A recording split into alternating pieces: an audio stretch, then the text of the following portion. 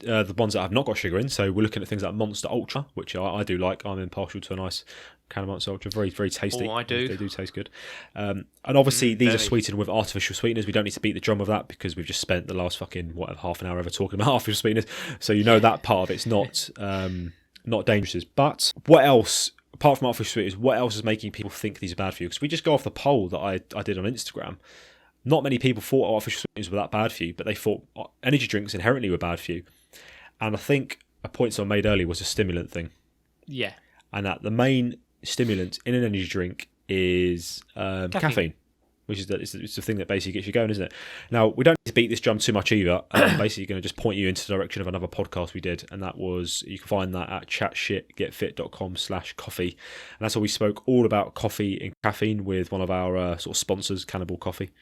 Don't worry, we'll plug that in a second. But as well, we kind of spoke about the benefits of caffeine and how it can improve your performance, alerting us all those fucking buzzwords, and why it's not inherently dangerous.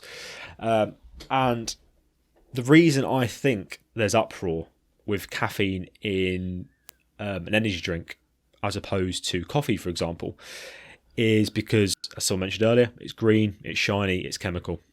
Yeah.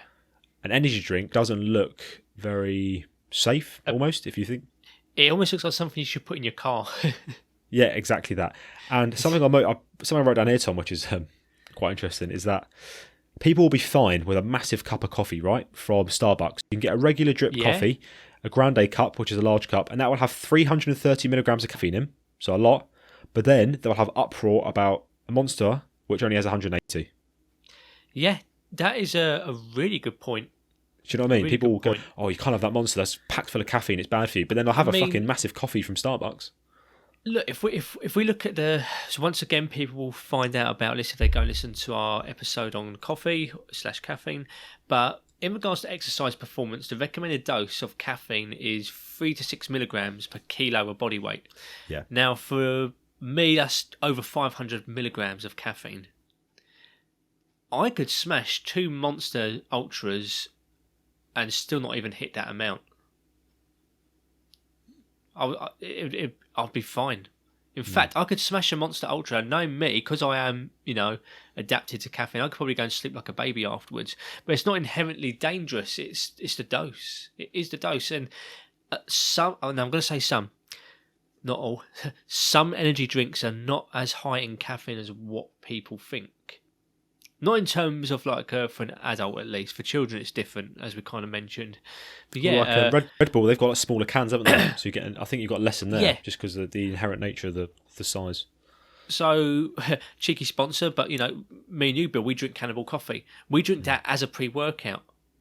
Do you know what? Even pre-workouts. Some pre-workouts, once double scooped, will be maybe 300 milligrams of caffeine. Now that's still low in my opinion, but 300 milligrams of caffeine, that's a Monster Ultra is only 180 in a big can as well. But I think it goes back to that whole thing of it's a chemically looking substance, it's got a stigma. People just assume that because it's all green and shiny that it's fucking inherently worse for you. The caffeine is worse for you. But this is where someone made a really good point earlier. And if you remember at the start, when I listened to those poll results, someone made a comment about the fact that, yes, energy drinks and things like Diet Coke, they do not have a natural form of caffeine. They have a synthetic form of caffeine, which is made from urea and chloroacetic acid, rather than, with coffee, that's plant-based caffeine almost, okay? And this just stems back to that whole nature thing again, doesn't it? The appeal to nature that, okay, that's synthetic caffeine, that's natural caffeine. The synthetic one is worse for you because it's been made in a lab. Question is that the case? Just because something's lab made doesn't inherently mean it's going to be worse off or bad for you. I'll be honest, from the evidence I've seen, I've not really seen a major difference between synthetic caffeine and natural caffeine. Do you know why, Tom? The only major difference is an economic standpoint. Well, yeah, exactly, because if you look at them on a molecular level, they are literally identical. The only difference is the way they're sourced. Yeah. Obviously, one's sourced from plants, one's sourced from a fucking lab. But apart from that, they're literally the same. And as you said, the reason that they actually do it is because money. Literally, it is cheaper to get the synthetic version in bulk than it is to fucking naturally source it, having to extract it, having to get it sent over. They could just they could build a lab next to their factory and just pump it out, basically. But once it, enters your body, it's pretty much doing the same thing. Yeah. It's pretty much doing the same thing. Yeah, and on paper, as Tom said, there's no adverse effects when they've compared the two together. There's not been anything that stood out and gone, fuck me, natural is better. I will play a little bit of devil's advocate here though, Tom. And that is, go on in. Normally beverages containing natural caffeine tend to have other benefits as well. For example, coffee. Coffee has other, as we spoke about on that episode at chatshitgetfit.com/coffee. Coffee has other benefits. Yeah. As opposed to the ones with caffeine. Whereas a synthetic caffeine normally is in drinks like Diet Coke.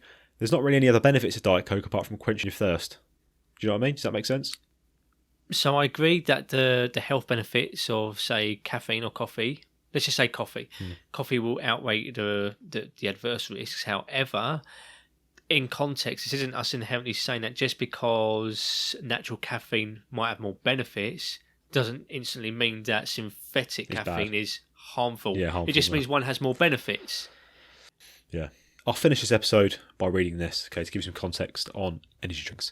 So, while energy drinks containing caffeine and other stimulants may have negative effects upon health and cardiac parameters in individuals with such pre-existing health conditions, the current evidence, although small, suggests that although small, I mean, 250 citations, it's not that small, is it? Fucking hell, what do you mean small? Anyway, right, let me read that bit again, because it fucking threw me off, that did. Right, okay. They do suggest that the consumption of energy drinks are safe in healthy populations and similar to ingesting other foods and beverages containing caffeine. So I'll take a break there to give you some context. So what they're basically saying is that there may be a negative effect if you've got a pre-existing condition, which is pretty common sense, right? If you've got a heart problem, consuming high amounts of caffeine is probably not a good idea. But if you're a healthy individual, they're saying that energy drinks are no different than consuming coffee, for example. Okay. Moving on to the next part of the statement. Finally, although it's estimated that only 1% of all dietary supplement adverse events are reported to the FDA, given the number of servings of these products that are consumed daily, the rate of adverse events appears low in the population of consumers. Nevertheless, it is acknowledged that additional short and long-term studies are needed to better determine any factors that increase the risk for adverse events. Additionally, since energy drinks often contain several nutrients that contain caffeine and or other stimulants, care should be taken to make sure that an excessive number of energy drinks are not consumed within a short period of time. So they've basically echoed what we've said.